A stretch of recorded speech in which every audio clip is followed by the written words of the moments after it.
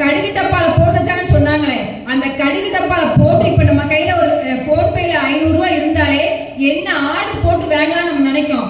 ஆனா அந்த கடுகு டப்பால, உப்பு டப்பால, புளி டப்பால போட்டு சேர்த்து வச்ச பணத்தை பார்த்தாலும் எடுத்து செலவு பண்ண மாட்டாங்க. அது இருக்கட்டும், நம்ம மாச கடைசி ஆயிட்டுனா உதவுமைங்கிறதுக்காண்டி அவங்க மண்டையை சொரிஞ்சிட்டு மாமனார் மண்டையை சொரிவாரு. அப்பவே உடனே மாமியார் வந்து ஒன்னும் பிரச்சனை இல்லை, நான் தரேன், இதை செலவு பண்ணுங்க. ஆனா அவங்க வேலைக்கே போயிருக்க மாட்டாங்க. அந்த இடத்துல மாமியார் வேலைக்கு போயிருக்க மாட்டாங்க. ஆனாலும் அந்த பணத்தை சேர்த்து வச்சு மாமனாருக்கு உதவி பண்றாங்க பாத்தீங்களா, அந்த வீட்டை நிர்வாகம் பண்றாங்க பாத்தீங்களா, அதுலதான் நிர்வாகம் இருக்கு நான் சொல்றேன். இப்ப நம்ம 2 பேரும் வேலைக்கு போயுமே பணம் நம்ம கையில இல்லை அப்படின்னா அந்த இடத்துல நமக்கு வரவு கணக்கு செலவுகள் பார்க்க தெரியல, நிர்வாகம் பண்ண தெரியல. அதனாலதான் மாமியார் நிர்வாகம் தான் சிறந்த நிர்வாகம்னு சொல்றேன். அடுத்து என்ன அப்படின்னா, சொந்தக்காரங்க வருவாங்க. இப்ப என் வீட்டுக்கு வந்தாங்கன்னா, சொந்தக்காரங்க வந்தாங்கன்னா எப்போ வராங்க, அப்போனா சும்மா திருதுப்புன்னு வருவாங்க. சொந்தக்காரங்க எல்லாரும் திருதுப்புன்னு தான் வருவாங்க, யாரும் சொல்லிட்டுலாம் வர மாட்டாங்க. அப்போ அந்த காலத்துல இப்போ ஃபோன் பண்ணி கேட்டுதான் வருவாங்க, இருக்கீங்களா வீட்டுல. நான்லாம் இருந்துட்டு இல்லைன்றுவேன். ஏன்னா வந்தா செலவு தான். வந்தா செலவு எப்படின்னா, நைட்டு ஃபோன் இந்த மாதிரி சொல்லுவாங்க என்னுடைய கணவர்லாம், நாளைக்கு நம்ம வீட்டுக்கு விருந்தாள் வராங்க அப்படிம்பாங்க. விருந்தாள் வாராங்களா? சரி வாராங்க, எப்போ வராங்க? காலையில வராங்களா? சரி ஃபோன் பண்ணி கேளுங்க, காலையில வரீங்களா மதியம் வரீங்களான்னு கேளுங்க. காலையில வரீங்களா மதியம் வரீங்களா? காலையில வருவோம். சாப்பாட்டுக்கு வரீங்களா மதிய சாப்பாட்டுக்கு வரீங்களா? மதிய சாப்பாட்டுக்கு வருவோம். அடுத்து ஃபோன் பண்ணுங்க, என்ன சாப்பாடு செய்யணும்? இல்லை ஒன்றும் செய்ய வேண்டான்ட்டுருவாங்க. அடுத்து சரி காஃபி போட்டு வைக்கணுமா, பசும்பாலா மாட்டுப்பாலா?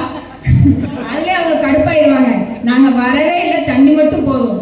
ஏன்னா சொந்தக்காரங்க வர்றதுக்கு முன்னாடி அந்த காலத்துல என்ன பண்ணுவாங்கன்னா, மாமியார் முகத்தை வச்சே சாப்பிடுங்க, உட்கார்ந்து சாப்பிடுங்க, அதுதான் நிர்வாகம். அதாவது பசியோடு இருக்கவங்கள முகத்தை பார்த்து கை கழுவிட்டு சாப்பிட வாங்க. இப்ப நான்லாம் யாராவது வீட்டுக்கு வந்தீங்கன்னா சாப்பிடுறீங்களா, சரி வேண்டாம்னு விட்டுருங்க, ஒன்றும் பிரச்சனை இல்லை, சாப்பாடு கம்மியா தான் இருக்கு, ஏன்னா நம்ம அளந்தான் வைப்போம். உண்மைக்கு சொல்ல போனா அப்படித்தான். ஏன்னா அந்த காலத்துல அப்படி கிடையாது. வந்தவங்கள உபசரிக்கிறாங்களே இருந்து மாமியாரை புகழ்ந்து பேசிட்டு இருக்காங்க. குடும்பத்தை நிர்வாகம் பண்றதுக்கு அதிமேதாவித்தனம் தேவையில்லை. குடும்பத்தை நிர்வாகம் பண்றதுக்கு அன்பும் பாசமும் போதும். ஒண்ணு இல்ல, நம்ம அக்காட்டையே கேட்போம், குடும்ப நிர்வாகமா அல்லது வீட்டு நிர்வாகமா, உங்களை நீங்க எதுல நீங்க சிறப்பா செயல்படுறீங்க அப்படின்னு நான் கேட்பேன்.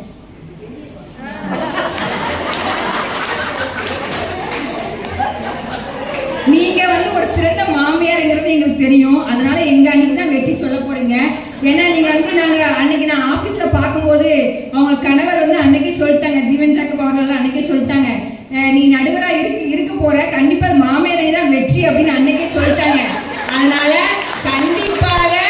கண்டிப்பாக அவங்க வரும்போதே சிரிச்சு வந்தாங்க. ஏன்னா மாமியார் அணிதான் வெற்றி பெற போகுதுன்னு அவங்களுக்கு தெரியும். இப்பவும் அவங்க சிரிச்சுட்டு இருக்க காரணமே மாமியார் சிறந்த மாமியாருங்கிறதுனால தான் அவங்க நல்ல ரசிச்சு பார்த்துட்டு இருக்காங்க. அக்கா ஒரு சொட்டு கண்ணு கூட எடுக்க அப்படி எடுத்து அவங்க நடுவரை அப்படி அழகா கேமரா கூட கொஞ்சம் கசியும். ஆனா நீ நடுவர் போஸ்டுக்கே வந்து பண்ணி விடுறீங்க, எதுவுமே பேசல, கருத்துக்கள் அடிப்படையில் தான் முடிவு செய்வோம். இல்ல கண்டிப்பா எங்க அணி தான் வெற்றி பெற போகுது, அதுல வந்து சந்தேகமே கிடையாது. அக்காட்ட ஒரு சின்ன கேள்வி என்ன அப்படின்னா, உங்களுடைய வீட்டு நிர்வாகம் சிறந்து நீங்க விளங்குறீங்களா, இல்ல அரசியல் நிர்வாகத்துல நீங்க சிறந்து விளங்குறது கேட்கல, உங்களுடைய எது ஈஸி நான் கேட்கேன். எல்லாமே கஷ்டம் தான். ஆனா அரசியலுக்கு வந்தப்பறம் நான் வீட்டு நிர்வாகம் தலையிடுறது இல்லை, முடியாது, நான் செய்ய முடியும். இல்ல என்னுடைய கணிப்புல என்ன அப்படின்னா, நீங்க வந்து வீட்டுல சிறந்து நிர்வாகம் பண்றதுனாலதான் அரசியலையும் சிறந்து விளங்குறீங்க நான் சொல்றேன். நீங்க வந்து உண்மையை சொல்றீங்களா போய் சொல்றீங்க எனக்கு தெரியல. என்னுடைய கருத்துப்படி உங்களுடைய அனுபவம் சிறந்த அனுபவம், சிறந்த மாமியார். பார்க்கவே என்னுடைய மாமியாரை பார்த்த மாதிரி இருக்கு.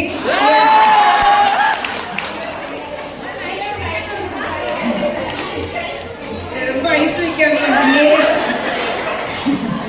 எங்க மாமியாரை பார்த்த மாதிரி அவ்வளவு அம்சமா, குடும்ப குத்து வழக்குனா இவங்கதான் அப்படிங்கிற மாதிரி அவ்வளவு எளிமையான தோட்டத்துல இருக்காங்க. உண்மையிலே அவங்கெல்லாம் மாமியாருங்கிற ஒரு பொறுப்புல இருக்கும்போது அவங்க மருமகளை ரொம்ப கொடுத்து வச்சிருக்கணும். அடுத்த ஜென்மம் அவன் இருந்தா அந்த வீட்டுக்கு நான் மருமகளை கண்டிப்பா வரணும். அதுல என்னோட சின்ன ஒரு ஆசை. அடுத்து என்ன அப்படின்னா, நிர்வாகத்துல சிறந்து விளங்குறது மாமியாருங்கிறத நான் தெளிவா சொல்றேன். நம்ம கோரிக்கை, ஒரு சின்ன கோரிக்கை என்ன அப்படின்னா, நான் கும்பிட்ற கடவுள் கூட சின்ன கோரிக்கை என்னன்னா, நம்ம அக்காட்ட எங்களுடைய இந்த விவாதிக்கிற மகளிர் அமைப்பு மூலமாக ஒரு பட்டிமன்றம் ஏதாவது ஒரு நிகழ்ச்சியில, தூத்துக்குடியில ஏதாவது ஒரு நிகழ்ச்சியில எங்களுக்கு ஏற்படுத்தி கொடுக்குமாறு அன்புடன் கேட்டுக்கொள்கிறேன். கண்டிப்பா அக்கா செய்வாங்க. ஏன்னா இப்ப நம்ம கும்பிடுற கடவுள் கூட கொஞ்சம் ஒரு வாரம் தாத்தி வைப்பாரு. ஆனா அக்கா ஒரு மனு கொடுத்தாச்சுன்னா அடுத்த நாளே நிறைவேற்றிடுவாங்க. அதுலயும் இல்ல உங்க டைம் அப்பதே முடிஞ்சது. 10 நிமிஷம் ஆயிடுச்சு. அதுலயும் அக்கா கண்டிப்பா செயல்படுத்துவாங்க நம்பிக்கை இருக்கு. அவருடைய அரசியல் பயணம் தொடர்ந்து வெற்றி பயணமா தொடரணும்.